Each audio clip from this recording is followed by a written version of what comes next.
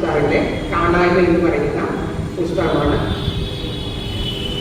PM Mathew സാറിനെ പരിചയപ്പെടുത്തുക എന്ന് പറയുന്നത് നമുക്ക് വളരെ പരിചയമുള്ള ചില കാര്യങ്ങൾ പരിചയിക്കാൻ വല്ലാത്തൊരു രുചിക്കറവുണ്ട്. ഇപ്പൊ പഞ്ചസാര എന്താണ്, ചായ എന്താണ്, ചോറ് എന്താണെന്നൊക്കെ പറഞ്ഞാൽ നമുക്ക് അതൊരു അഭംഗിയായിട്ടുണ്ട്. അതുപോലെ നമ്മളോട് ചേർന്ന് നിൽക്കുന്ന അല്പം വായിക്കുകയും സിനിമ കാണുകയും അതുപോലെ ഒരു ആസ്വാദനത്തിന്റെ വിവിധ തലങ്ങളിൽ സഞ്ചരിക്കുന്ന എല്ലാവർക്കും അങ്ങേറ്റം പരിചയനാണ് PM മാത്യു സാറ്. കഥകളായിട്ട്, നോവലുകളായിട്ട്, ടെലിവിഷൻ തിരക്കഥകളായിട്ട്, സിനിമ തിരക്കഥകളായിട്ട്, അങ്ങനെ ഏതൊക്കെ മേഖലകളിലാണ് അദ്ദേഹം നമ്മളെ സന്തോഷിപ്പിച്ചുകൊണ്ടിരിക്കുന്നതെന്ന് വെച്ചാൽ അങ്ങനെ നിരവധിയാണ്. അദ്ദേഹത്തിൻ്റെ നോവലുകൾ ചാവുദിനമായാലും അടിയാളപ്രേതമായാലും നമ്മുടെ ശരാശരി മലയാളികളുടെ സാധാരണ സംസാരങ്ങളിൽ പോലും കടന്നു വരുന്ന ചില പുസ്തകങ്ങളാണ്. ഇനി തിരക്കഥകളുടെ കാര്യം പറഞ്ഞാൽ പുത്രൻ, കുട്ടിശ്രാങ്ക് അന്തരിച്ച ബഹുമാന്യനായ ഷാജീന്ദ്രനിന്റെ സംവിധാനത്തിലാണ്. അതിന്റെ തിരക്കഥ സംബന്ധിച്ച് എന്തോ ചില വിവാദങ്ങൾ ഉണ്ടായിരുന്നതായിട്ടൊക്കെ വായിച്ചൊരു ഓർമ്മ എനിക്കുണ്ട്.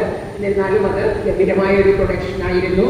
പിന്നെ ഒരുപാട് പുരസ്കാരങ്ങൾ നേടിയ ഇതാണ് ഈമായാവ്. അങ്ങനെ തിരക്കഥകൾ ഒരുപാടുണ്ട്. ശരറാമത്തില് വളരെ ശ്രദ്ധേയമായ ടെലിവിഷൻ സീരിയലായിരുന്നു മീഖാലയുടെ സന്തതികൾ. അങ്ങനെ ആരംഗത്തിൽ സാറ് ഒരുപാട് നേട്ടങ്ങൾ കൈവരിച്ചിട്ടുണ്ട്. ഇനി പുരസ്കാരങ്ങളെ കുറിച്ച് പറയുകയാണെങ്കിൽ എനിക്ക് തോന്നുന്നു 10-30-ലേറെ പുരസ്കാരങ്ങൾ ഇങ്ങനെ ലിസ്റ്റ് ചെയ്യപ്പെട്ട് കടന്നിട്ടുണ്ട്. ദേശീയ അന്തർദേശീയ പുരസ്കാരങ്ങൾ തിരക്കഥകൾക്ക് ലഭിച്ചിട്ടുണ്ട്. സാഹിത്യ അക്കാദമിയുടെ പുരസ്കാരം കഥയ്ക്കും നോവലിനും പ്രത്യേകം കിട്ടിയിട്ടുണ്ട്. ബഷീർ പുരസ്കാരം, അക്ബർ സെക്രട്ടറി പുരസ്കാരം, അങ്ങനെ ഒരുപാട് പുരസ്കാരങ്ങളാണ് സാറിന് ലഭിച്ചിട്ടുള്ളത്. സാറിന്റെ ഇന്ന് നമ്മളിവിടെ സംസാരിക്കുന്ന കാണായ്മ എന്ന് പറയുന്ന കൃതി സാറിന്റെ ഏറ്റവും പുതിയ പുസ്തകമാണ്. എനിക്ക് തോന്നുന്നു കാണായ്മ എന്നുള്ളൊരു വാക്ക് മലയാളത്തിൽ ഇല്ലാതെ PM മാത്യു സാറ് പോയി ചെയ്ത മലയാള ഭാഷയ്ക്ക് സംഭാവന ചെയ്ത പുതിയൊരു വാക്കാണ്. ഒരു പ്രത്യക്ഷമായി കൊണ്ടിരിക്കുന്ന അല്ലെങ്കിൽ വളരെ പ്രാധാന്യമില്ലാത്ത ഒരു തുരുത്ത്, ആ തുരുത്തിൽ നിന്നും നാളുകളെ ഇടയ്ക്കിടയ്ക്ക് കാണാതാവും. ഈ കാണാതാവുന്നവര് പോകുന്ന ഇടമേതാണെന്ന് വലിയ നിശ്ചയമൊന്നുമില്ല.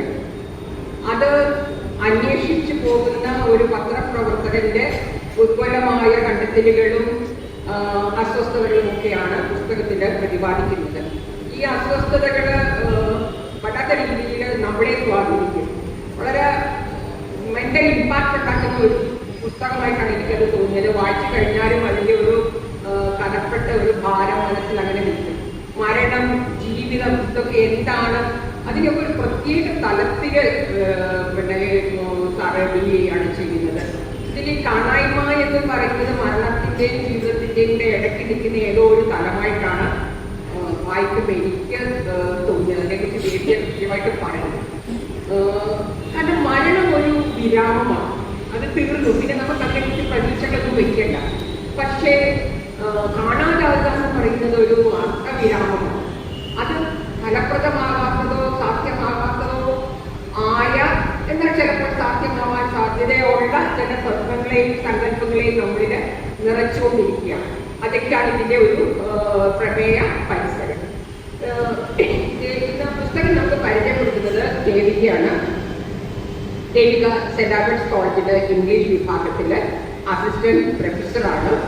ദേവിക ഇടപ്പള്ളിക്കാർക്കെല്ലാം വളരെ പരിചിതയാണ്. ഞാൻ താമസിക്കുന്നത് കണ്ണന്തോട്ട് റെസിഡൻസ് അസോസിയേഷനിലാണ് ദേവിക. ഞങ്ങൾക്ക് ദേവിക മുത്താണ്. ദേവിക ഈ പുസ്തകത്തെക്കുറിച്ച് അങ്ങേറ്റം മനോഹരമായി സംസാരിക്കുന്നത് ഞാൻ POCയിൽ വെച്ച് കാണായ്മയെക്കുറിച്ച് നടത്തിയ ഒരു പുസ്തക പരിചയത്തിൽ കേൾക്കാനിടയായി. എനിക്ക് വളരെ ബഹുമാനം തോന്നി. ഞാൻ അന്ന് തന്നെ അതിനെക്കുറിച്ച് എഴുതുകയും ചെയ്തു. അന്ന് ഈ മാസം നമ്മൾ കാണായ്മ എന്ന് പറയുന്ന പുസ്തകത്തെക്കുറിച്ച് സംസാരിക്കാൻ പ്രസിഡന്റ് പറഞ്ഞപ്പോൾ ഞാനാണ് പറഞ്ഞത് നമുക്ക് തീർച്ചയായും ദേവികയെ വിളിക്കാം, അത്ര ആധികാരികമായിട്ട് ആ കുട്ടി സംസാരിക്കും. ഒരു പക്ഷേ നമ്മുടെ പുസ്തക വിചാരത്തിൽ എത്തുന്ന ഏറ്റവും യങ്ങായിട്ടുള്ള വ്യക്തിയാണ് ദേവിക. ദേവികയ്ക്ക് എല്ലാ ഭാവങ്ങളും നേരുന്നു. ദേവിക ഏറ്റവും ഗൗരവമായിട്ട് വായിക്കുന്ന ഒരു വ്യക്തിയാണ്. വായിക്കുന്നതിനെക്കുറിച്ച് മനോഹരമായ കുറിപ്പുകൾ എഴുതാറുണ്ട്. സാഹിത്യത്തെ ഗൗരവമായി കാണുന്ന കുട്ടിയാണ്. സാഹിത്യ ഉത്സവങ്ങളിലൊക്കെ സമയം കണ്ടെത്തി പങ്കെടുക്കുന്ന ഒരു കുട്ടിയാണ്. അങ്ങനെ എല്ലാം കൊണ്ടും നല്ലൊരു പ്രഭാഷണം ഈ പുസ്തകത്തെക്കുറിച്ച് നടത്താൻ അർഹതപ്പെട്ട ആളാണ് ദേവിക.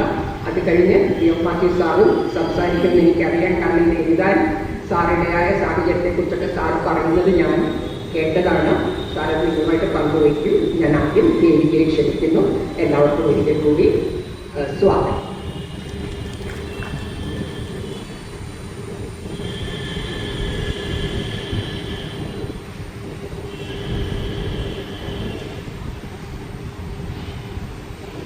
നമസ്കാരം. ആദ്യം ഇവിടെ ഇങ്ങനൊരു പുസ്തക വിചാരത്തിൻ്റെ ഭാഗമായിട്ട് നിൽക്കാനും നിങ്ങളോടൊക്കെ സംസാരിക്കാൻ കഴിയുന്നതിൽ ഒരുപാട് സന്തോഷമുണ്ട്. കാരണം ഞാൻ വളർന്നത് മുഴുവൻ ഇടപ്പള്ളിയിലാണ്. അപ്പോൾ 6 വയസ്സിൽ എൻ്റെ ഡാൻസിൻ്റെ അരങ്ങേറ്റം ആ സ്റ്റേജിലായിരുന്നു. അന്ന് മുതൽ അവിടെയും ഇവിടെയുമായിട്ട് ഒരുപാട് പരിപാടികളിൽ പങ്കെടുക്കുകയും മറ്റും ചെയ്ത് ചങ്ങമ്പുഴ പാർക്ക് എൻ്റെ ബാല്യത്തിൻ്റെ ഏറ്റവും ശക്തമായിട്ടുള്ളൊരു കണ്ണിയാണ്. ഇവിടെ മറ്റുള്ളവർ വന്ന് സംസാരിക്കുമ്പോഴും അവർക്ക് പറയാനുള്ളത് കേൾക്കാനായിട്ടും കഥകളി കാണാനൊക്കെ ആയിട്ട് വന്നിരിക്കുമ്പോൾ ഒരിക്കലും അതിൻ്റെ ഇപ്പുറത്തെ സൈഡിൽ ഡാൻസിനല്ലാണ്ട് മറ്റൊന്നിനും വന്ന് നിൽക്കുമെന്ന് ഞാൻ വിചാരിച്ചില്ലായിരുന്നു. പക്ഷെ ഇങ്ങനൊരു അവസരം, ഇത് കാലം ചലിച്ച് നമ്മളെ കൊണ്ടെത്തിക്കുന്നതായിരിക്കാം. അപ്പം അത് ഒരുപാട് സന്തോഷം. എനിക്ക് വിശ്വസിക്കാൻ കുറച്ച് ബുദ്ധിമുട്ടാണ് ഞാനിവിടെ നിന്ന് സംസാരിക്കുന്നു എന്നുള്ളത്. പക്ഷേ ഒരുപാട് സന്തോഷം. ആദ്യമേ എന്താണ് എൻ്റെ ഉള്ളിലെ ആ ഒരു 8-9 വയസ്സുകാരിക്ക് ഉണ്ടാകുന്ന സന്തോഷം പറഞ്ഞറിയിക്കാൻ പറ്റാത്ത അത്രയും വലുതാണ്. ഇവിടെ ഞാൻ ഇങ്ങനെ ഒരു പുസ്തക വിചാരം മാത്യു സാറിൻ്റെ ബുക്കിനെ കുറിച്ച് പറയണമെന്ന് പറഞ്ഞപ്പോഴും ഒരുപാട് സന്തോഷം തോന്നി. കാരണം ഇതിന് മുന്നേ ഒരിക്കൽ ഈ പുസ്തകത്തിനെ കുറിച്ച് സംസാരിക്കാനൊരു അവസരം ഉണ്ടായി. ആദ്യം തന്നെ ഈ ഒരു ഞാൻ പറയാൻ ഉദ്ദേശിക്കുന്ന കാര്യങ്ങളുടെ ഇൻറ്റൻഷൻ ഒന്ന് സെറ്റ് ചെയ്യുക എന്നുള്ളതാണ് ഞാൻ ഉദ്ദേശിക്കുന്നത്. ഒരു പുസ്തകത്തിൻ്റെ റിവ്യൂ നമ്മൾ ഷെയർ ചെയ്യുന്ന സമയത്ത് എന്നെ സംബന്ധിച്ച് ഏറ്റവും പ്രധാനപ്പെട്ട കാര്യം എന്ന് പറയുന്നത് ആ കഥ പറയാതെ അതിനെക്കുറിച്ച് നിങ്ങളോട് സംസാരിക്കുക എന്നുള്ളതാണ്. ഞാനിവിടെ പറയുന്നതിൻ്റെ ഉദ്ദേശം അതിലെ കഥാപാത്രങ്ങളെ നിങ്ങൾക്ക് പരിചയപ്പെടുത്തി എന്ത് സംഭവിക്കുന്നുവെന്ന് പറയാനോ ഓരോ കഥാപാത്രത്തിൻ്റെ ഇമ്പോർട്ടൻസ് എന്താണെന്ന് ഡിസ്കസ് ചെയ്യാനോ വേണ്ടിയിട്ടല്ല. കാരണം അത് ഓരോ വായനക്കാരുടെയും സ്വാതന്ത്ര്യമാണ്. അത് ഞാൻ പറഞ്ഞാൽ അതിനുശേഷം പുസ്തകം വായിക്കുന്നവർക്ക് ആ ഒരു പ്രീകൺസീവ് നോഷൻ മനസ്സിലുണ്ടാകാനുള്ള സാധ്യതയുണ്ട്. അത് ചെയ്യാൻ എനിക്ക് താല്പര്യമില്ല. ഇത് വായിക്കുക, അതിൻ്റെ എക്സ്പീരിയൻസ് എന്ന് പറയുന്നത് പൂർണ്ണമായിട്ട് നിങ്ങളുടേതായിരിക്കണം. ഞാൻ ഈ ഒരു സെഷനിൽ ആകെ ഉദ്ദേശിക്കുന്നത് എനിക്ക് ഒരുപാട് ഇഷ്ടപ്പെട്ട ചില കാര്യങ്ങളും ചിന്തിപ്പിച്ച ചില കാര്യങ്ങളും നിങ്ങളോട് പങ്കുവയ്ക്കുക എന്നുള്ളത് മാത്രമേ ഞാൻ ഉദ്ദേശിക്കുന്നുള്ളൂ. അതാണ് ഈ ഒരു സെഷൻ കൊണ്ട് ഞാൻ ഉദ്ദേശിക്കുന്നത്, ഈ സമയം കൊണ്ട് ഞാൻ ഉദ്ദേശിക്കുന്നത്. മാത്യു സാറിൻ്റെ പുസ്തകങ്ങൾ എനിക്ക് പണ്ട് തൊട്ടേ ഒരുപാട് ഇഷ്ടമാണ്. ജീവിതത്തിലെ മറ്റുള്ളവർ എളുപ്പം മറക്കാൻ ശ്രമിക്കുന്ന കാര്യങ്ങളെ ഓർമ്മപ്പെടുത്താനുള്ളൊരു ശക്തി മാത്യു സാറിൻ്റെ പുസ്തകങ്ങൾക്കും കഥകൾക്കും ഉണ്ടെന്ന് എനിക്കെന്നും തോന്നിയിട്ടുണ്ട്. ഒരിക്കലും സാറിൻ്റെ പുസ്തകങ്ങൾ ഞാൻ സമയമെടുത്ത് വായിക്കാൻ എനിക്ക് പറ്റിയിട്ടില്ല. ആ കഥകളുടെ പ്രത്യേകത അതാണ്. തുടങ്ങിയാൽ ഒറ്റയിരുപ്പിന് വായിച്ചു തീർക്കാൻ നമ്മളെ നിർബന്ധിതരാക്കുന്ന തരത്തിലുള്ള പിടിച്ചിരുത്തുന്ന കഥകളാണ് സാറിൻ്റേത്. അത് വലിയ വലിയ വാക്കുകളിലൂടെയോ മനസ്സിലാക്കാൻ ബുദ്ധിമുട്ടുള്ള സെൻറ്റൻസുകളിലൂടെയോ സ്ട്രക്ചേഴ്സുകളിലൂടെയോ ഒന്നുമല്ല. പക്ഷേ അദ്ദേഹം കഥ പറയുന്ന രീതി വളരെ വളരെ ബ്യൂട്ടിഫുള്ളാണ്. അപ്പോൾ സാറിൻ്റെ കാണായ്മ എന്നുള്ള പുസ്തകത്തിൻ്റെ റിലീസ് പറഞ്ഞ സമയത്ത് ഞാൻ ഒരുപാട് കാത്തിരുന്ന് വായിച്ച പുസ്തകമാണ്. കാരണം എന്നെ ഏറ്റവും കൂടുതൽ അട്രാക്ട് ചെയ്തത് അതിൻ്റെ ടൈറ്റിൽ തന്നെയാണ്. അതിലേക്ക് വരുമ്പോൾ നമുക്ക് അതിനെക്കുറിച്ച് പറയാം. പക്ഷേ ഈ പുസ്തകവും അതിൻ്റെ കവറും സുന്ദരമായിട്ടൊരു കവറാണ്. ആ പുസ്തകത്തിൻ്റെ വളരെ കഥയ്ക്ക് ചേർന്നൊരു കവറായിട്ട് എനിക്ക് തോന്നി വായിച്ച് കഴിഞ്ഞ് നോക്കിയപ്പോൾ. അപ്പോൾ ആദ്യം തുടങ്ങുമ്പോൾ പറയേണ്ടത്, എനിക്ക് ഈ പുസ്തകം വായിക്കാൻ എടുക്കുന്ന സമയത്ത് നമുക്കതിനെ പ്രീകൺസീവ് നോഷൻസ് വിളിക്കാം. നമ്മൾ ഒരു സാധനം എടുക്കുന്നതിന് മുമ്പ് നമുക്ക് ഓൾറെഡി മനസ്സിൽ ചില ഐഡിയകൾ ഉണ്ടാവും, നമ്മൾ സെറ്റ് ചെയ്ത് വെച്ചിരിക്കുന്നത്. ആ ഒരു പെർസ്പെക്റ്റീവിൽ ഞാൻ വിചാരിച്ചത് ഇതൊരു ഇൻവെസ്റ്റിഗേറ്റീവ് ത്രില്ലർ ആയിരിക്കും. അതിൻ്റെ ജിസ്റ്റ് വായിച്ചപ്പോൾ എനിക്ക് തോന്നി, ഒരാൾ കാണാതായിപ്പോയ ആൾക്കാരെ തേടി പോവാണ്. ചിലപ്പോൾ അതിനുശേഷം അവരെ കണ്ടെത്തുന്ന വഴികളായിരിക്കാം. അതായത് ഒരു ക്രൈം ത്രില്ലറുകളുടെ ഒരു വലിയ ആരാധിക എന്നുള്ള നിലയിൽ ഞാൻ വിചാരിച്ചത് ഇതൊരു ഇൻവെസ്റ്റിഗേറ്റീവ് ത്രില്ലർ ആയിരിക്കും എന്ന് പറഞ്ഞാണ് പുസ്തകം ഞാൻ വായിക്കാനെടുത്തത്. വായിച്ച് വായിച്ച് മുന്നോട്ട് പോയപ്പോൾ പതിയെ മനസ്സിലായി ഇതല്ല, ഈ പുസ്തകം ഉദ്ദേശിക്കുന്നത് അതല്ല. അപ്പൊ എൻ്റെ റീഡിങ് എക്സ്പീരിയൻസിൽ ആദ്യം സംഭവിച്ചത്, ഞാൻ ഓൾറെഡി തീരുമാനിച്ചു വെച്ച ആ പുസ്തകത്തിനെ കുറിച്ചുള്ള ഐഡിയ പരിപൂർണമായിട്ട് ആ പുസ്തകം തന്നെ തകർത്തു കളഞ്ഞു. അപ്പോൾ ഇനി എന്ത് പ്രതീക്ഷിക്കണം എന്നറിയാതെയാണ് ബാക്കി പുസ്തകം വായിച്ചു തീർക്കുന്നത്. സോ ഒരു റീഡിങ് എക്സ്പീരിയൻസ് എന്നുള്ള നിലയിൽ ഏറ്റവും നല്ല തുടക്കം അതാണ്. നമ്മൾ എന്ത് പ്രതീക്ഷിച്ചാണോ പുസ്തകം എടുക്കുന്നത് അതൊഴിച്ച് ബാക്കി എല്ലാം നമുക്ക് ആ പുസ്തകം തരുമ്പോൾ അതൊരു വായന എന്നുള്ളതിലൂടെ അതൊരു അനുഭവമായിട്ട് മാറും. അതാണ് എനിക്ക് ഈ പുസ്തകം വായിച്ച് സംഭവിച്ചത്. ഈ കഥയിലെ സെൻട്രൽ ക്യാരക്ടർ എന്ന് പറയുന്നത് ബാലു എന്ന് പറയുന്ന ഒരു ചെറുപ്പക്കാരനാണ്. അയാളൊരു പത്രപ്രവർത്തകനാണ്. കാണാതായ ആൾക്കാരെ തേടി പോവാൻ ഒരുപാട് ഇഷ്ടമുള്ള, അയാളെ അതിനടുത്തോട്ട് വലിക്കുന്ന എന്തോ ഒരു സാധനമുണ്ട്. അതുകൊണ്ട് തന്നെ അയാൾ എപ്പോഴും പത്രങ്ങളിൽ കാണാതായി പോകുന്ന ആൾക്കാരായിക്കോട്ടെ, അയാളുടെ ജീവിതത്തിൽ അയാൾ കണ്ടുമുട്ടുന്നവരിൽ കാണാതായി പോകുന്ന ആൾക്കാരായിക്കോട്ടെ, അവരുടെ കഥകൾ തേടി പോകുന്ന ഒരാളാണ് ബാലു. ഏറ്റവും പ്രത്യേകതകൾ എന്താണെന്ന് വെച്ചാൽ ബാലു വഴിയാണ് ഈ കഥയിലുള്ള മറ്റെല്ലാ കഥാപാത്രങ്ങളുടെയും കഥകൾ നമ്മൾ അറിയുന്നത്. പക്ഷെ ബാലുവിന്റെ കഥ വളരെ കുറച്ച് മാത്രമേ കഥയിലുള്ളൂ. അതായത് മറ്റുള്ളവരുടെ ബയോഗ്രഫികൾ തേടി പോകുന്ന ബാലുവിന്റെ ഓട്ടോബയോഗ്രഫി കഥയിൽ വളരെ കുറച്ച് മാത്രമേ ഉള്ളൂ. അത് വളരെ രസകരമായിട്ടാണ് സാറ് അതിനിങ്ങനെ ചേർത്ത് കൊണ്ടുപോയിരിക്കുന്നത് അങ്ങനെയാണ്. സോ ബാലു എന്ന് പറയുന്നത് ഒരു കഥകളുടെ ഒരു കളക്ടറും ക്യാരിയറുമാണ്. അയാളൊരു മീഡിയമാണ്. വായനക്കാരെ അപ്പുറത്ത് നിൽക്കുന്ന കഥാപാത്രങ്ങളിലേക്ക് കണക്ട് ചെയ്യുന്ന ഒരു മീഡിയമായിട്ടാണ് ബാലു എന്ന് പറയുന്ന ഒരു വ്യക്തി അവിടെ എക്സിസ്റ്റ് ചെയ്യുന്നത്. അയാളെ കുറിച്ചുള്ള കഥകളും അയാളെ കുറിച്ചുള്ള വിവരങ്ങൾക്കും ഇവിടെ പ്രാധാന്യം ഇല്ല എന്നുള്ളതാണ്. ബാലുവിനെ മനസ്സിലാക്കാനോ ബാലുവിന്റെ യാത്രകളെ മനസ്സിലാക്കാനോ ബാലുവിന്റെ കഥ അറിയണമെന്ന് നിർബന്ധമില്ല. അതേപോലെയാണ് എഴുതിയേക്കുന്നത്. അപ്പോൾ ഈ ഒരുപാട് കഥകളുടെ ഒരു വെബാണ് ഈ കാണായ്മ എന്ന് പറയുന്നത്. ആ വെബിന്റെ നടുക്ക് നിൽക്കുന്നത് ബാലുവാണ് ബാക്കിയുള്ളവരിലേക്ക് നമ്മളെ എത്തിച്ച് കൊണ്ടുപോകുന്നത്. അതാണ് അതിന്റെ ഏറ്റവും സുന്ദരമായിട്ടുള്ള കാര്യം. ഇനി അടുത്തത് ടൈറ്റിലാണ്. ടൈറ്റിൽ ഓഫ് ദ നോവൽ വളരെ പ്രധാനപ്പെട്ട ഒരു പോയിന്റാണ് എന്നെ സംബന്ധിച്ച്. കാണായ്മ, അത് ഷേർലി പറഞ്ഞതുപോലെ അതിന്റെ അർത്ഥം എന്താണെന്ന് നിങ്ങൾ തേടി നോക്കിയാൽ നിങ്ങൾക്ക് വ്യക്തമായിട്ടുള്ള ഒരു അർത്ഥം കിട്ടില്ല. അതിനൊരു ഡെഫിനിഷൻ ഇല്ല. അതാണ് അതിന്റെ സൗന്ദര്യവും. ഒരു സാധനത്തിനെ നമ്മൾ ഡിഫൈൻ ചെയ്ത് കഴിഞ്ഞാൽ ആ ബോക്സിന്റെ പുറത്തേക്ക് അതിനെ പൊട്ടിച്ചു കൊണ്ടുവരാൻ ഭയങ്കര ബുദ്ധിമുട്ടായിരിക്കും. ഇവിടെ കാണായ്മ എന്നുള്ളൊരു വാക്കിന് ഫിക്സ്ഡ് ആയിട്ടുള്ളൊരു അർത്ഥം നമ്മുടെ വൊക്കാബുലറിയിൽ നിന്നും കണ്ടുപിടിക്കാൻ സാധിക്കില്ല. സോ എന്നെ ഏറ്റവും ആദ്യം ഞാൻ ചെയ്യാൻ ശ്രമിച്ചത് എന്താ വെച്ചാൽ എന്ത് ടൈപ്പ് വാക്കാണെന്ന് ഫിക്സ് ചെയ്യാൻ നോക്കി. അതൊരു നൗണാണോ, ഒരു സാധനത്തിന്റെ പേരാണോ, അതല്ലാന്നുണ്ടെങ്കിൽ അതൊരു അഡ്ജക്റ്റീവ് ആണോ, എന്തെങ്കിലും ഒരു സാധനത്തിനെ വിവരിക്കുന്ന വാക്കാണോ. പക്ഷെ കാണായ്മ എന്ന് പറയുന്നത് ഒരു വേർബാണ്. അതായത് ഒരു സാധനത്തിന്റെ എക്സിസ്റ്റൻസിനെ അതേ തരത്തിൽ കാണിച്ചു തരാൻ ശ്രമിക്കുന്ന ഒരു സാധനമാണ് ഒരു വേർബ്. ഇപ്പൊ കൈയടിക്കുക, ഇരിക്കുക, എഴുന്നേൽക്കുക, നമുക്ക് കാണാൻ സാധിക്കുന്ന ആക്ഷനുകളെല്ലാം വേർബുകളാണ്. അതേപോലെ കാണായ്മ അതൊരു ഐറണിയാണ്. കാണായ്മ കാണാൻ പറ്റാത്ത സാധനമാണ്. പക്ഷെ ഒരു വ്യക്തിയുടെ എക്സിസ്റ്റൻസിനെ ഡിഫൈൻ ചെയ്യുന്ന ഒരു എലമെന്റ് ആയതുകൊണ്ട് എന്നെ സംബന്ധിച്ച് കാണായ്മ ഒരു വേർബാണെന്നാണ് എനിക്ക് തോന്നിയത്. അതാണ് ആദ്യം ഫിക്സ് ചെയ്യേണ്ടി വന്ന കാര്യം. ആ വാക്ക് ഒരുപാട് പുതുമയുള്ളൊരു വാക്കായിരുന്നു. അതിന് ഒരു ബോക്സിൽ അതിനെ ഫിറ്റ് ചെയ്യാത്തതുകൊണ്ട് അതിന് അറ്റങ്ങളില്ല, അതിന് ലിമിറ്റുകളില്ല, അതിന് ലിമിറ്റേഷനുകളോ ഡെഫിനേഷനുകളോ ഇല്ല. അതുകൊണ്ട് നിങ്ങൾ വായിച്ചിട്ട് കാണായ്മ എന്തെന്നാണോ നിങ്ങൾക്ക് തോന്നുന്നത് അതും കൂടെ ചേർക്കാനുള്ളൊരു ഫ്രീഡം എനിക്ക് തോന്നുന്നു ഡെഫിനേഷനുകൾ ഇല്ലാത്തത് കൊണ്ട് ആ വാക്കിനുണ്ട്. എനിക്ക് കാണായ്മയുടെ ഡൈമെൻഷനുകൾ എന്തായിട്ടാണ് തോന്നിയത്, വായിക്കുന്ന മറ്റുള്ളവർക്ക് അത് തന്നെ ആകണം അതിന്റെ ഡൈമെൻഷനുകളൊന്നും നിർബന്ധമില്ല. എന്താണോ നിങ്ങൾക്ക് കാണായ്മ അതാണ് ആ പുസ്തകം നിങ്ങൾക്ക് തരാൻ ശ്രമിക്കുന്നതെന്നാണ് എനിക്ക് തോന്നിയത്. അപ്പോൾ കാണായ്മ ഒരു സ്റ്റേറ്റ് ഓഫ് ബീയിങ് ആണ്, ഒരു എക്സിസ്റ്റൻസ് ആണ്. കഥയ്ക്കകത്ത് ഒരുപാട് പേരെ കാണാതാകുന്നുണ്ട്. ഈ കാണാതാകുന്ന അവസ്ഥയെ, the state of being absent, അതാണ് കാണായ്മ. ഇപ്പോൾ നമ്മൾ പത്രത്തിലൊക്കെ കാണുന്നതല്ലേ കാണാനില്ല, നമ്മൾ കാഷ്വലായിട്ട് കാണുന്ന സാധനമാണ്. കുഞ്ഞിലൊക്കെ പത്രത്തിൽ കാണുന്നത് എനിക്ക് ഓർമ്മയുണ്ട്. കാണാനില്ല, എന്നിട്ട് ആ വ്യക്തിയുടെ ഒരു ഡിസ്ക്രിപ്ഷൻ ഉണ്ടാവും, അയാൾ ആ സമയത്ത് ധരിച്ചിരുന്ന വസ്ത്രം എന്താണെന്നുണ്ടാവും. ഇനി അയാളെ നമ്മൾ തിരിച്ച് കണ്ടെത്തും വരെ അയാളെ നമ്മൾ ഓർക്കാൻ പോകുന്നത് ആ ഇല്ലായ്മയുടെ പേരിലാണ്. അയാളില്ല, അയാൾ എവിടെയാണെന്ന് നമുക്ക് അറിയില്ല. ആ ഇല്ലായ്മയുടെ പേരിലാണ് അയാളെ നമ്മൾ ഓർക്കാൻ പോകുന്നത്. സോ ആ വ്യക്തിയെ സംബന്ധിച്ച് അയാളുടെ എക്സിസ്റ്റൻസ് എന്ന് പറയുന്നത് ആ നിമിഷത്തിൽ അയാളുടെ കാണായ്മയാണ്. അയാൾ അവിടെ ഇല്ല എന്നുള്ളതാണ് അയാൾ ഉള്ളതിനുള്ള ഒരു പ്രൂഫ്. കാരണം അയാൾക്ക് ഇല്ല അവിടെ. സോ ഈ കഥയ്ക്കകത്ത് ബാലു കാണായ്മകളുടെ പുറകെ പോകുന്ന ഒരാളാണ്.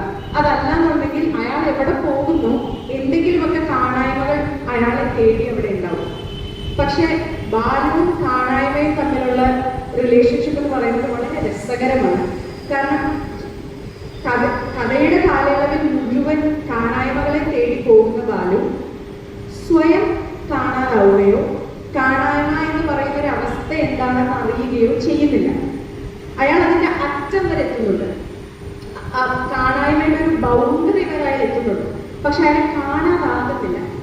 അപ്പൊ അയാൾക്ക് അറിയാത്ത, അയാള് അനുഭവിച്ചിട്ടില്ലാത്ത, ചെറുപ്പത്തിലല്ലാതെ വളർന്ന് കഥകളെ തേടി പോയതിനു ശേഷം ബാലുവിന് അറിയാം കാണായ്മ എന്താണ്. അയാൾ അതിലൂടെ കടന്നു പോയിട്ടുണ്ട്. പക്ഷെ ഇത് അയാൾക്ക് മുന്നിൽ നിൽക്കുക. അയാൾക്ക് ഇഷ്ടപ്പെട്ടവരും അറിഞ്ഞവരും പരിചിതരുമായിട്ടുള്ളവരെ കാണാതാവുകയും അതിന് പുറകെ അയാൾ പോവുകയും ചെയ്യുമ്പോൾ ഈ ബാലുവാണ് അതിലെ കാണായ്മകളെ മുന്നിലേക്ക് എത്തിച്ചു തരുന്നവരാണ്. അപ്പോൾ ആ ടൈറ്റിലുമായിട്ട് നിങ്ങൾക്ക് ഏത് തരത്തിൽ വേണമെങ്കിലും അതിനെ ബന്ധിപ്പിക്കും. ഇതാണ് ബാലുവിന്റെ ഡെസ്റ്റിനിയാണത്. ഞാൻ എപ്പോഴും എനിക്ക് പേഴ്സണലി എൻ്റെ ഒരു വായനാനുഭവത്തെ കുറിച്ച് പറയുമ്പോൾ എനിക്ക് എപ്പോഴും തോന്നിയിട്ടുള്ളൊരു കാര്യം, മരണങ്ങള് മനസ്സിലാക്കാൻ ശ്രമിക്കുന്ന കഥകൾ പൊതുവെ എപ്പോഴും എന്നെ തേടി വരാറുണ്ട്. അത് എന്തുകൊണ്ടാണെന്നുള്ളതിന് പല കാരണങ്ങളുണ്ട്. പക്ഷെ എപ്പോഴും മരണത്തിനെ മനസ്സിലാക്കാൻ ശ്രമിക്കുക, അതിൽ നിന്നും ഒരു മനുഷ്യൻ ഏത് തരത്തിൽ മരണത്തിനെ മനസ്സിലാക്കുന്നു, ആ കഥകൾ എപ്പോഴും എന്നെ തേടി വരാനുള്ള ഒരു ടെൻഡൻസി കൂടുതലാണ്. അത് എൻ്റെ ഡെസ്റ്റിനി ആയിട്ടാണ് ഞാൻ കാണുന്നത്. അതുപോലെ ഇതിനകത്ത് ബാലുവിന്റെ ഡെസ്റ്റിനി എന്ന് പറയുന്നത് കാണായ്മകളെ തേടി പോവുക, കാണായ്മകളെ ആർക്കൈവ് ചെയ്യുന്ന ആളാണ് ബാലു. ഒരു പരിധി വരെ കാണായ്മ എന്താണെന്ന് അത് മനസ്സിലാക്കാൻ തക്ക പ്രായമില്ലാത്തൊരു സമയത്ത് കടന്നുപോയ ആ പയ്യൻ പിന്നീട് അയാൾ അതിനടുത്തേക്ക് അയാൾക്കൊരു മാഗ്നറ്റിസം ആണ്. അപ്പൊ അയാളെ കഥകൾ തേടി പോകുന്നു എന്നുള്ളതാണ്. ഇനി ഒരു രസകരമായിട്ടുള്ള ഒരു കാര്യം സാറിന്റെ പുസ്തകത്തില് ഈ കാണായ്മയുടെ ലാൻഡ്സ്കേപ്പില് പ്രധാനപ്പെട്ട ഒരു സ്ഥലം എന്ന് പറയുന്നത് ഒരു തുരുത്താണ്.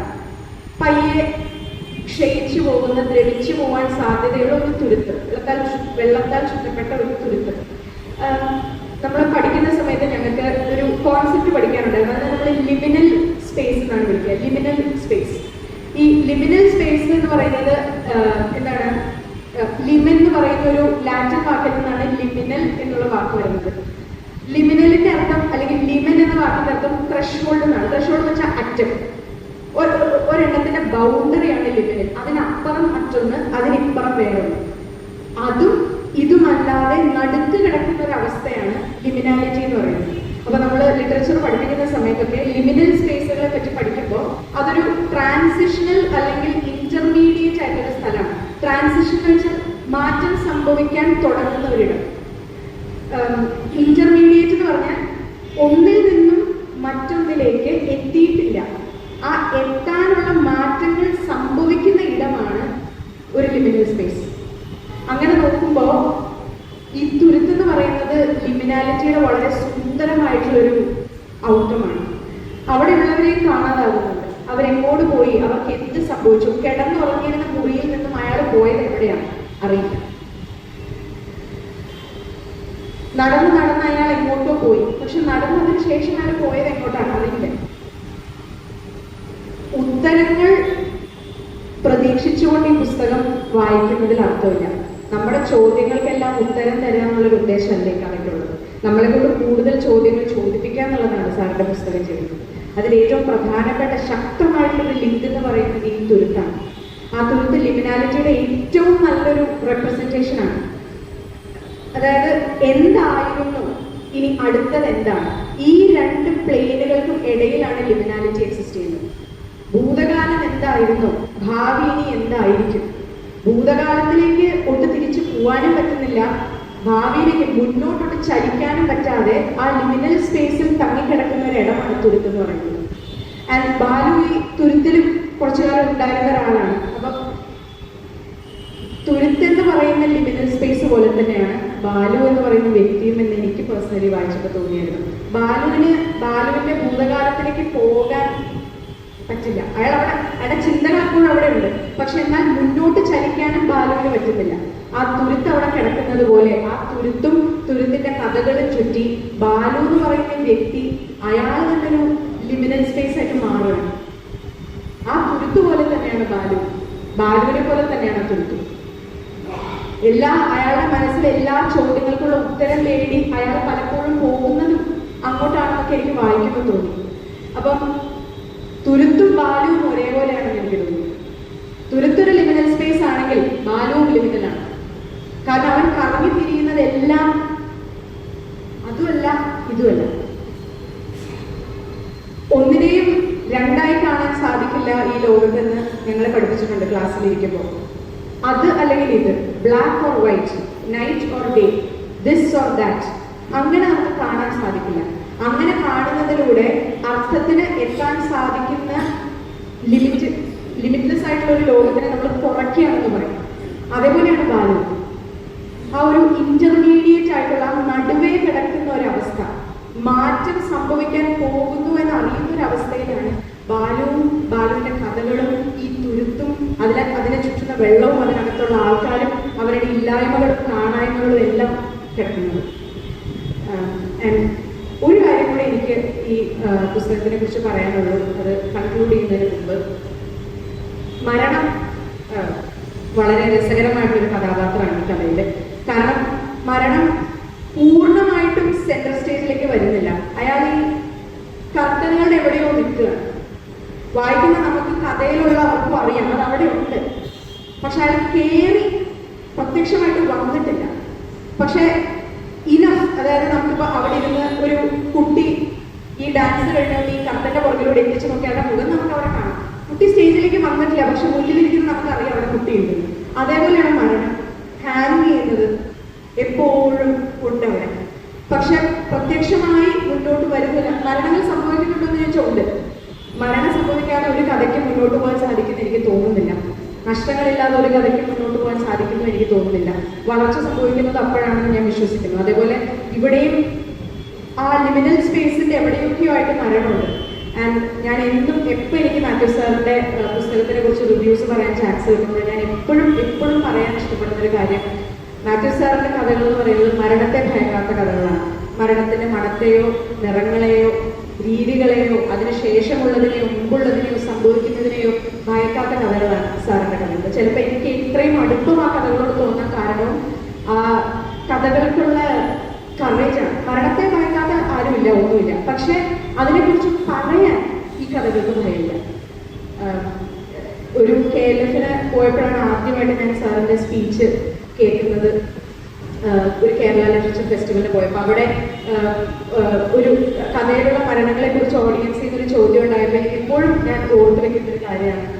സാറ് പറഞ്ഞത്, എല്ലാവരും പറയുന്നു എൻ്റെ മരണം നടക്കുന്ന കഥകളാണ് എൻ്റേത്, പക്ഷേ ഇതിലും വലിയൊരു സത്യം നമ്മുടെ ജീവിതത്തിലില്ല, പിന്നെ എന്തിനതിനെക്കുറിച്ച് സംസാരിക്കാൻ ഭയക്കണം എന്ന് സാർ അന്ന് ചോദിച്ചത് എനിക്കിപ്പോഴും ഓർമ്മയുണ്ട്. ഒരു വായനക്കാരി എന്നുള്ള നിലയിൽ ഞാൻ ഹൃദയത്തിൽ വളരെ ക്ലോസ് ആയിട്ട് സൂക്ഷിക്കുന്ന ഒരു ചോദ്യമാണത്. ആ ചോദ്യത്തിനുള്ള ഉത്തരങ്ങളും വഴികളും സാറിന്റെ കഥകളിൽ തന്നെ ഞാൻ പലപ്പോഴും കണ്ടിട്ടുമുണ്ട്, കാണായ്മ അടക്കം. അപ്പോൾ മാത്യു സാറിന്റെ കാണായ്മ ഇവിടെ നിങ്ങളെ പരിചയപ്പെടുത്തുമ്പോൾ ഞാൻ ആകെ ഉദ്ദേശിക്കുന്നത്, ഞാൻ പറഞ്ഞതുപോലെ കഥയോ കഥാപാത്രങ്ങളെയോ ഒന്നിനു പുറകെ ഒന്നായി നിങ്ങളിലേക്ക് എത്തിക്കുക എന്നുള്ളതല്ലായിരുന്നു എൻ്റെ ഉദ്ദേശം. രസകരമെന്ന് തോന്നിയ ബാലുവിന്റെ ചുറ്റുമുള്ള കഥാപാത്രങ്ങൾ, അതിൽ കാണാതായി പോകുന്ന ആൾക്കാർ, അവരെ തേടി പോകുന്ന ബാലുവിന്റെ യാത്ര, ആ യാത്രയിൽ ബാലുവിന്റെ കാണായ്മ എന്താണെന്നും അവൻ എക്സിസ്റ്റ് ചെയ്യുന്ന ലിമിനൽ സ്പേസ് എന്താണെന്നും നമ്മൾ മനസ്സിലാക്കുകയാണ്. അതോടൊപ്പം തുരുത്തിലേക്ക് നമ്മളെ കൊണ്ടുപോകുന്നു.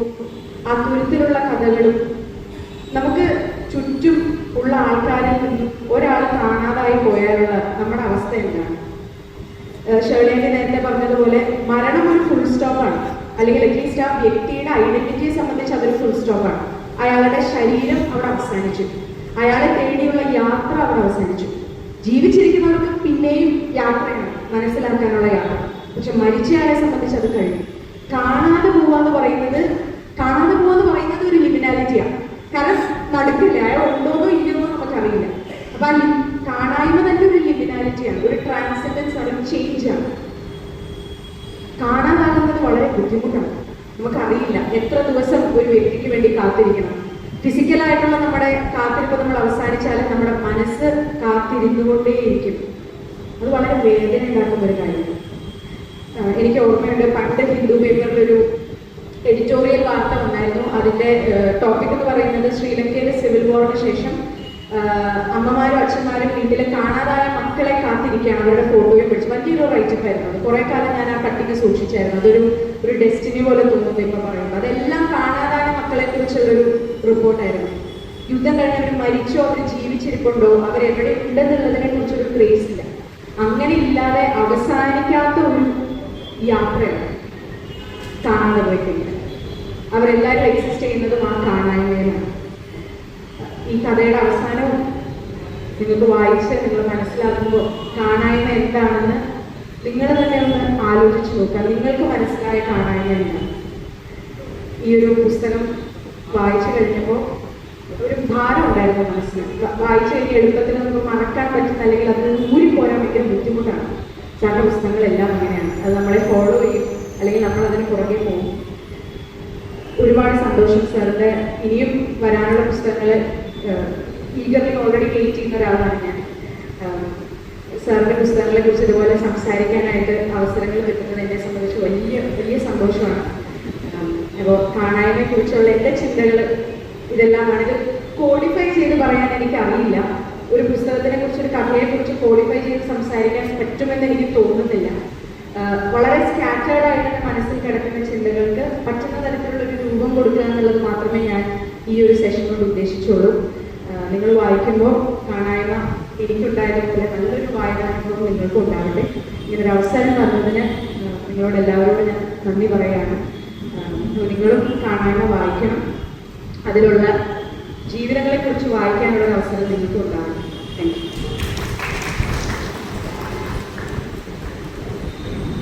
ദേവിക പറഞ്ഞത് അനുഭവത്തിലൂടെ ഞാൻ മനസ്സിലാക്കിയതാണ്. ഈ കാണായ്മ വായന ഉണ്ടാക്കുന്ന ഒരു വലിയ കുരുക്കുണ്ട്. അതിൽ നിന്ന് ഊരിപ്പോരാൻ ഒത്തിരി ബുദ്ധിമുട്ടാണ്, ഒത്തിരി സമയമുണ്ട്. ദേവിക നന്നായി സംസാരിച്ചു. വളരെ സന്തോഷം. നന്ദി. പി എഫ് മജീദ് സാറിനെ സംസാരിക്കാൻ.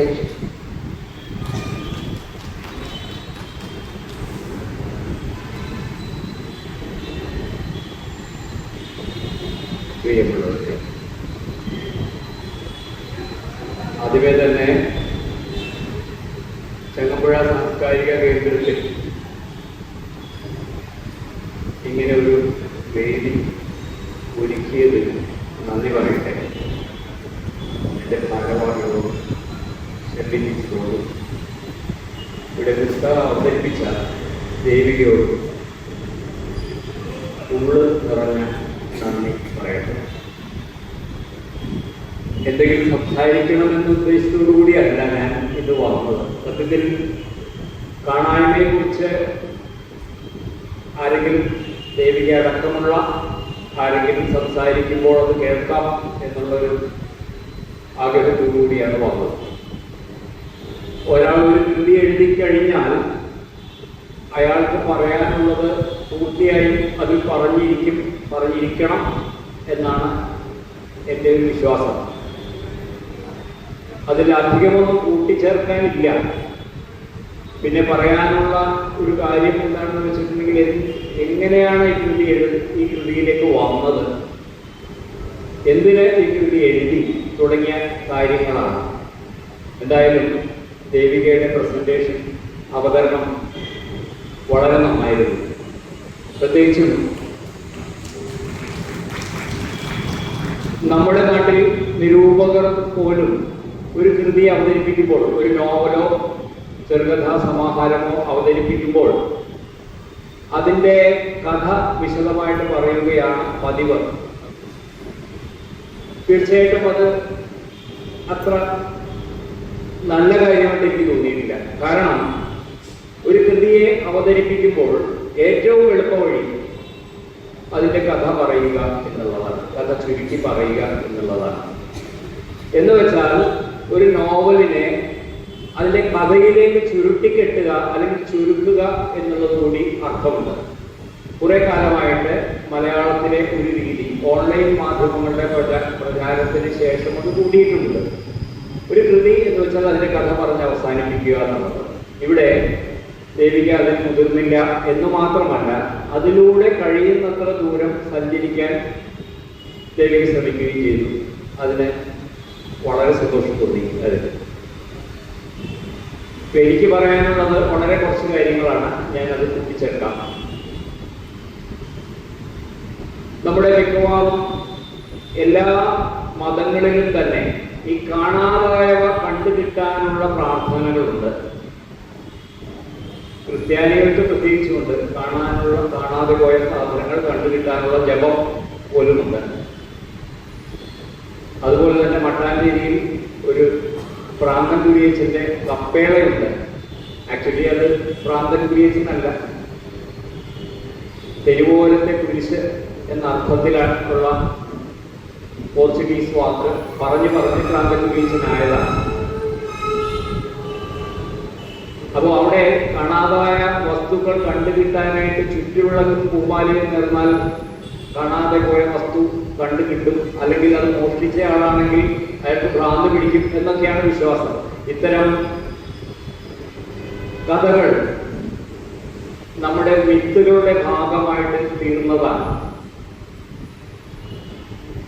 ഇവിടെ ഏറ്റവും പ്രശസ്തമായ 2 കാണാതാകലുകളെ കുറിച്ച് നമ്മൾ എപ്പോഴും ചർച്ച ചെയ്യാറുണ്ട്. ഒന്ന് രാജൻ, മറ്റൊന്ന് കാണാതായ ആളെ കുറിച്ചല്ല, അയാളെ കാണാതാക്കിയ ആളുടെ പേരിലാണ് അറിയപ്പെടുന്നത്, സുകുമാരക്കുറുപ്പ്. സുകുമാരക്കുറുപ്പ് എന്ന മനുഷ്യൻ, കാണാതാക്കിയ ആ മനുഷ്യന്റെ പേര് പലപ്പോഴും നമ്മൾ ഓർക്കാറില്ല. ഫിലിം റെപ്രസെന്റേറ്റീവായ ചാക്കോ എന്ന പേരല്ല, സുകുമാരക്കുറുപ്പ് എന്ന പേരാണ് നമ്മളെപ്പോഴും പറയാറുള്ളത്. ഒരു ആന്റി ഹീറോകളോട് പൊതുവെ കേരളീയർക്ക് ഒരു ആരാധന ഉള്ളത് കൊണ്ടായിരിക്കാം. അതിലുപരി ആ മനുഷ്യന് ഇതുവരെ കണ്ടു കിട്ടിയിട്ടില്ല. കാണാതാകുന്നതിൻ്റെ ആ മിസ്റ്ററി, സുകുമാരക്കുറുപ്പ് കാണാതായത് വലിയൊരു മിസ്റ്ററിയാണ്. അദ്ദേഹം കാണാതാക്കിയ ചാക്കോയുടെ മൃതദേഹം പിന്നീട് കണ്ടെടുത്തത് കൊണ്ട് ചാക്കോ ഒരു മിസ്റ്ററി അല്ലാതെ പോയി. അതേസമയം രാജൻ കേസിലെ രാജനെ കണ്ടുകിട്ടിയതുമില്ല. ഒരു മനുഷ്യൻ കാണാതാകുക എന്നുള്ളതിനെ മരണത്തെക്കാൾ വലിയൊരു കാര്യമാണെന്നുള്ളത് അനുഭവിച്ചവർക്ക് അറിയാൻ പറ്റും, യാതൊരു സംശയമില്ലാത്ത കാര്യമാണ്. അതുകൊണ്ടാണ് ഈശ്വര വാര്യർ അവന്റെ ശരീരം ഹാജരാക്കണം, എൻ്റെ മകന്റെ ഹാജരാക്കണം എന്ന് ആവശ്യപ്പെട്ടുകൊണ്ട് ഹൈക്കോടതിയിൽ ഹേബിയസ് കോർപ്പസ് ഹർജി സമർപ്പിച്ചത്. ആ കാണാതായ രാജനെ കുറിച്ച് അതിന്റെ അടിസ്ഥാനത്തിൽ രചിക്കപ്പെട്ട സിനിമയിലാണെങ്കിൽ അതിന്റെ രാഷ്ട്രീയാംശം തീർത്തും എടുത്തു കളയുകയും അതിന്റെ സൗന്ദര്യപരമായ അംശങ്ങൾക്ക് കൂടുതൽ പ്രാധാന്യം കൊടുക്കുകയും ചെയ്തു. അത് എന്ത് ചർച്ച ചെയ്യണം, രാഷ്ട്രീയം ചർച്ച ചെയ്യണോ അല്ലെങ്കിൽ അതിന്റെ സൗന്ദര്യാത്മകമായ അനുഭവം ചർച്ച ചെയ്യണമോ എന്നുള്ളത് അത് രചിച്ച ആളുടെ മാത്രം വിഷയമാണ്. അപ്പൊ ഈ കാണാതാവുക എന്നുള്ള ഒരു അവസ്ഥ എന്നെ പലപ്പോഴായിട്ട് അലട്ടിക്കൊണ്ടിരുന്ന ഒരു കാര്യമാണ്. വളരെ ചെറുതായ 5-6 വയസ്സുള്ളപ്പോൾ എൻ്റെ തൊട്ടടുത്ത് വീട്ടിൽ താമസിച്ചിരുന്ന, ഞാനുമായി വളരെ അടുപ്പമുള്ള ഒരു മനുഷ്യൻ, ഒരു 30-35 വയസ്സുള്ള ഒരു മനുഷ്യൻ പെട്ടെന്നൊരു ദിവസം കാണാതായി. അദ്ദേഹത്തിന്റെ പേര് എനിക്ക് ഓർക്കുന്നു, വേണു എന്നാണ് പേര്. വേണു ചേട്ടൻ കാണാതായിട്ട് ആ വീട് മുഴുവൻ വല്ലാതെ വിഷമിച്ചു. ഒരു വക്കീൽ കുമസ്തനായ ഒരു പാവപ്പെട്ട മനുഷ്യന്റെ 6-7 മക്കളിൽ ഒരാളാണ് വേണു എന്ന് പറഞ്ഞ മനുഷ്യൻ. അപ്പൊ വേണു കാണാതായാൽ ആ കുടുംബത്തിലെ ശരിക്ക് ഒരു വയറിന്റെ എണ്ണം കുറഞ്ഞു. കുറച്ചുകൂടി ഭേദപ്പെട്ട രീതിയിൽ അവർക്ക് നിത്യവൃത്തി കഴിക്കാൻ സാധിക്കും. എന്നിട്ടും അവർ ഒരുപാട് വ്യസനിക്കുകയാണ് ചെയ്തത്. ഈ കാണാതാകൽ അല്ലെങ്കിൽ ദേവിക പറഞ്ഞ പോലെ കാണായ്മ എന്ന ആ അവസ്ഥ, അത് മരണത്തെക്കാൾ വേദനാജനകമാണ് എന്ന് ആദ്യമായി തിരിച്ചറിയുന്നത് എനിക്ക് 5-6 വയസ്സുള്ള കാലത്താണ്. പിന്നീട് വർഷങ്ങൾ കഴിഞ്ഞ് എൻ്റെ ഒരു ബന്ധുവിൻ്റെ വീട്ടിൽ നിന്ന് ഒരു ചെറുപ്പക്കാരൻ കാണാതായി. പല സ്ഥലങ്ങളിലും അന്വേഷിച്ചെങ്കിലും കണ്ടുകിട്ടിയില്ല. അതേ വീട്ടിൽ നിന്ന് തന്നെ മറ്റൊരാൾ കൂടി കാണാതായി. ഒരു പിടിപാടും കിട്ടിയില്ല. ഈ ഒരു വീട്ടിൽ നിന്ന് 2 മനുഷ്യർ കാണാതായി, ഒരു തുമ്പുമില്ല, അവരെവിടെ പോയി ആർക്കും അറിയില്ല. അപ്പൊ ഈ കാണാതാകുന്നു എന്നൊരവസ്ഥയുണ്ടല്ലോ, നമുക്ക് ഒരു കൺക്ലൂഷനിൽ എത്താൻ പറ്റുന്നില്ല. മരണത്തിനും ഒരു പരിധി വരെ ഈ അവസ്ഥയുണ്ട്. മരിച്ചു കഴിഞ്ഞാൽ നമ്മൾ എവിടെയാണ് പോകുന്നത്? പിന്നെ കഥകൾ മാത്രമേ ഉള്ളൂ നമ്മുടെ കയ്യിൽ. അതുകൊണ്ടാണ് അതിന്റെ മിസ്റ്ററി, ഈ മരണത്തിന് ഇതൊക്കെ മിസ്റ്റീരിയസ് ആയിട്ടുള്ള ഒരു അവസ്ഥ ഉണ്ടാകുന്നത്. അതുകൊണ്ടുകൂടിയാണ് നമ്മൾ മരണത്തെക്കുറിച്ച് അധികം സംസാരിക്കാൻ ഇഷ്ടപ്പെടാത്തത് എന്ന് എനിക്ക് തോന്നുന്നു. ഏതോ ഒരു ആഴമേറിയ ഇരുളേറിയ ഒരിടത്താണ് മരണം ചെന്ന് ചേരുന്നത്, അല്ലെങ്കിൽ മരിച്ചവർ ചെന്ന് ചേരുന്നത് എന്നാണ് മനുഷ്യ മനസ്സ് വിശ്വസിക്കുന്നത്. അതുകൊണ്ട് ആ വശത്തെക്കുറിച്ച് നമുക്ക് സംസാരിക്കാതിരിക്കാം എന്ന് നമ്മൾ തീരുമാനിക്കുന്നു. ഞാനിപ്പോൾ ഓർക്കുന്നുണ്ട്, 93 മിഖായേലിന്റെ സന്തതികൾ എന്ന ടെലിവിഷൻ പരമ്പര ചെയ്യുമ്പോൾ അതിന്റെ ആദ്യത്തെ രംഗം ആ വീട്ടിലെ കാരണവും മരിച്ചിട്ട് ആ ഡെഡ് ബോഡി ക്ലീൻ ചെയ്യുന്ന, വാഷ് ചെയ്യുന്ന രംഗമായിരുന്നു. അത് കണ്ടിട്ട് അതിന്റെ പ്രൊഡ്യൂസർ പറഞ്ഞു, ഇത് നമുക്ക് മുറിച്ചു മാറ്റാം, കാരണം ഇത് കണ്ടുകൊണ്ടിരിക്കുന്ന ആളുകൾക്ക് സഹിക്കില്ല, അത്രയ്ക്ക് വളരെ തീവ്രമാണത്, ആളുകളെ മരണം ഓർമ്മപ്പെടുത്തേണ്ട കാര്യമില്ല എന്നുള്ള ഒരു അഭിപ്രായമാണ് അദ്ദേഹം പറഞ്ഞത്. പക്ഷേ ജൂഡൻ ഡിബേറ്റിയാണ് അത് സംവിധാനം ചെയ്തത്. അപ്പൊ അദ്ദേഹവും ഞാനും പറഞ്ഞത് അത് പാടില്ല. അത് ഒരാൾക്കും മരണത്തെ മായ്ച്ചു കളയാനോ മുറിച്ചു കളയാനോ പറ്റില്ലല്ലോ. ഒരു ജീവിതം പൂർണ്ണമാകുന്നത് തന്നെ മരണം കൊണ്ടല്ലേ. അപ്പൊ അതുകൊണ്ട് നമുക്ക് അത് അങ്ങനെ തന്നെ വിടാം, എങ്ങനെ ആളുകൾ എടുക്കുന്നു എന്ന് നോക്കാം എന്ന് പറഞ്ഞു. അത് അങ്ങനെ തന്നെ കിട്ടും. ഈ 14 എപ്പിസോഡ് ഉണ്ടായിരുന്നു ആ പരമ്പര. ഈ 14 എപ്പിസോഡിലും 1993 14 എപ്പിസോഡിലും ആളുകൾ ഈ രംഗം വിട്ടുകളയാതെ കണ്ടു എന്നുള്ളതാണ് ഞാൻ അറിഞ്ഞത്. എന്ന് വെച്ചാൽ ഈ ആളുകൾ പലപ്പോഴും വന്ന് പറയുമായിരുന്നു, ഭയങ്കരമായിരുന്നു ആ രംഗം, പക്ഷെ ഇവ കാണാതിരിക്കുന്നില്ല, അത് കാണുന്നുണ്ട് അവർ. അപ്പൊ മിക്കവാറും പണം തിരിച്ചു കിട്ടാനിടയുള്ള പരസ്യ ചിത്രങ്ങളിലും അതുപോലെയുള്ള ഒരു കൊമേഴ്സ്യലായിട്ടുള്ള ഏർപ്പാടുകളിലുമാണ് സാധാരണ ആളുകൾ മരണത്തെ കാണിക്കാൻ മടിക്കുന്നത്. അപ്പൊ ഈമായോവ് ചെയ്യുമ്പോൾ, ഈമായോവ് എന്ന സിനിമ ചെയ്യുമ്പോഴും അത് മുഴുനീള ഒരു മനുഷ്യന്റെ മരണത്തിന്റെയും അതിനെ ചുറ്റിപ്പറ്റിയുള്ള സംസ്കാരത്തിന്റെയും മറ്റു പ്രശ്നങ്ങളാണ്. അതൊരു മരണത്തിന്റെ ചിത്രമാണ്, അല്ലെങ്കിൽ ഒരു സംസ്കാരത്തിന്റെ ഡീറ്റെയിൽസ് ഉള്ള വിശദാംശങ്ങൾ കാണിക്കുന്ന ചിത്രമാണെന്ന് പലരും പറഞ്ഞു. പക്ഷെ യഥാർത്ഥത്തിൽ ഒരു മരിച്ച വീട്ടിലേക്ക്, തീരദേശ ഗ്രാമത്തിലെ ഒരു മരിച്ച വീട്ടിലേക്ക് അവിടുത്തെ എല്ലാ സങ്കീർണതകളോടും കൂടിയ പച്ചയായ മനുഷ്യ ജീവിതം കടന്നു വരുന്നതാണ് യഥാർത്ഥത്തിൽ ആ സിനിമ. ഒരു മരിച്ച വീട്ടിലാണ് ഏറ്റവും കൂടുതൽ മനുഷ്യർ വലിയ കള്ളത്തൊരൊന്നും കാണിക്കാതെ, ഹിപ്പോക്രസി ഇല്ലാതെ, 2-3 മുഖങ്ങളില്ലാതെ പെരുമാറുന്നതെന്നാണ് എനിക്ക് എപ്പോഴും തോന്നിയിട്ടുള്ളത്. അപ്പോൾ ഒരു മരണത്തിന്റെ മുന്നിൽ നമ്മൾ മനുഷ്യർ എത്ര നിസ്സഹായരും നിഷ്കളങ്കരുമായി തീരുന്നു എന്നുള്ളൊരവസ്ഥ കൂടിയുണ്ട്. നമ്മൾ മനുഷ്യർക്ക് ഒരിക്കലും ഈ മരണത്തെ അവഗണിച്ച് മുന്നോട്ട് പോകാൻ സാധിക്കുകയില്ല. അതുകൊണ്ട് തന്നെ മരണത്തെ അവഗണിച്ചുകൊണ്ട് ഒരു വരി പോലും എഴുതുവാനായിട്ട് നമുക്ക് സാധിക്കില്ല. ഞാനിപ്പോൾ വിചാരിക്കുന്നത്, ഈ നോവൽ എഴുതുമ്പോൾ ഞാൻ വിചാരിച്ചത് മരണത്തെക്കാൾ ഭീകരമായ ഒരവസ്ഥയാണ് കാണാതാകൽ എന്നാണ് ഞാൻ വിചാരിച്ചത്. മരണത്തിന് ഒരു കൺക്ലൂഷൻ ഉണ്ട്, ടീച്ചർ പറഞ്ഞതുപോലെ അതിനൊരു പൂർത്തീകരണമുണ്ട്. ഒരാൾ ജനിച്ചു, ജീവിച്ചു, മരിച്ചു. ആ 3 ഘട്ടങ്ങളിൽ ഒരാളുടെ ജീവിതം നമുക്ക് അടിവരയിടാം. പക്ഷെ ഒരാൾ ഇടയ്ക്ക് വെച്ച് കാണാതായി എന്ന് പറഞ്ഞാൽ ഒരുപാട് സാധ്യതകൾ അതിനുണ്ട്. നമ്മുടെ മനസ്സ് ജാഗ്രതയോടെ ഉണർന്ന് പ്രവർത്തിക്കും. അയാൾ എവിടെ പോയി, എങ്ങനെയായിരുന്നു അയാളുടെ അന്ത്യം, നമുക്ക് അന്ത്യം കിട്ടാതെ പറ്റില്ല. ഒരാൾ മരിച്ചാൽ പോലും, ഒരാൾ ആത്മഹത്യ ചെയ്താൽ നമ്മൾ ആദ്യം ചിന്തിക്കുന്നത് എന്തിനാണ് അയാൾ മരിച്ചത്, എന്തിനാണ് അയാൾ ആത്മഹത്യ ചെയ്തത് എന്നാണ്. നമുക്ക് കാരണം വേണം, വളരെ യുക്തിഭദ്രമായിരിക്കണം ആ കാരണം. അപ്പൊ നമ്മൾ യുക്തിയാൽ വളരെയധികം ബന്ധിപ്പിക്കപ്പെട്ട മനുഷ്യരാണെന്ന് എനിക്ക് തോന്നുന്നത്. അപ്പോൾ നമ്മുടെ യുക്തി നമ്മുടെ കലയിലും സാഹിത്യത്തിലും എല്ലാം വല്ലാതെ നമ്മൾ പ്രയോഗിക്കുന്നുണ്ടെന്ന് തോന്നുന്നു. അതുകൊണ്ടാണ് നമ്മുടെ കഥകളും കലകളും എല്ലാം വളരെ യുക്തിഭദ്രമായിരിക്കുന്നതും വളരെ ലളിതമായി തീരുന്നതും അതുകൊണ്ടാണെന്ന് എനിക്ക് തോന്നുന്നു. പക്ഷെ ജീവിതം അത്രയ്ക്കൊന്നും ലളിതമല്ല, വളരെ സങ്കീർണമാണ് ജീവിതം. വളരെ സങ്കീർണതയോടുകൂടി തന്നെ അതിനെ എഴുതുകയും വരയ്ക്കുകയും ഒക്കെ ചെയ്യേണ്ടി വരും എന്നാണ് എനിക്ക് തോന്നുന്നത്. ഈ കാണായ്മ എന്ന അവസ്ഥയെക്കുറിച്ച്, കാണുവാനില്ല എന്ന അവസ്ഥയെക്കുറിച്ച് ഒരു കാര്യം കൂടി പറഞ്ഞത് അവസാനിപ്പിക്കുകയാണ്. 1912 ലൂവർ മ്യൂസിയത്തിൽ നിന്ന് മോണാലിസ എന്ന വിശ്വപ്രസിദ്ധമായ പെയിന്റിങ് കാണാതെ പോയി. എല്ലാവർക്കും വല്ലാതെ ഷോക്കിംഗ് ആയിട്ടുള്ള ഒരു അനുഭവമായിരുന്നു. ഈ പെയിന്റിങ് എവിടെ പോയി എന്നുള്ള ഒരു അന്വേഷണമായിരുന്നു. ഏറ്റവും കൗതുകകരമായ കാര്യം ഈ കാണാതാവൽ കാണാൻ, ഈ കാണായ്മ കാണാൻ, മൊണാലിസയുടെ കാണായ്മ, അവിടെ ഒരു ശൂന്യതയാണ്. ആ ശൂന്യത കാണാൻ ലൂവർ മ്യൂസിയത്തിലേക്ക് ധാരാളം പേർ വന്നു എന്നുള്ളതാണ് വസ്തുത. അത്രയ്ക്കുണ്ട് ഈ മനുഷ്യന്റെ ഈ എന്താ പറയുക, നിർവചിക്കാനാവാത്ത അവ്യക്തമായ വ്യക്തമല്ലാത്ത കാരണങ്ങൾ തേടിപ്പോകാനുള്ള ഒരു ആഗ്രഹം.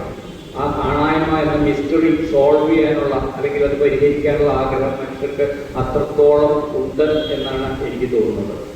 ഇത്രയൊക്കെയാണ് എനിക്ക് പറയാനുള്ളത്. ഇപ്പോൾ ഈ ഒരു പ്രഭാഷണം നടത്താനോ ഒരു മറുപടി പ്രസംഗം നടത്താനോ ഒന്നും ഉദ്ദേശിച്ച് വന്നതല്ല, എല്ലാം കേൾക്കാനാണ് വന്നത്.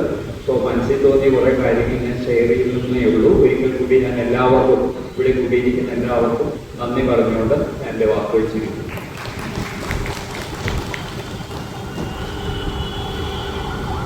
നന്ദി മാത്യു സാർ. സദസ്സിലുള്ള ആർക്കെങ്കിലും കാണായ്മയുടെ വായനാനുഭവം പങ്കുവയ്ക്കണമെങ്കിൽ ഒന്നോ രണ്ടോ വാക്കുകളിൽ നിങ്ങളുടെ അനുഭവം പറയാം.